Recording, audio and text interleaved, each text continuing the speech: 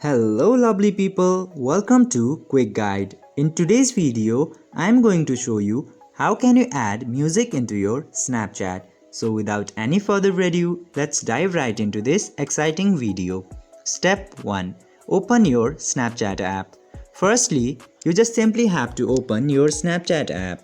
And after opening the Snapchat, just simply open an existing snap or click a new snap to add music. And after making the snap ready, you can see this music button here. Step 2. Add the music. Now you just simply have to click into this music button into right hand side, and after clicking there, it will lead you to the music library of Snapchat.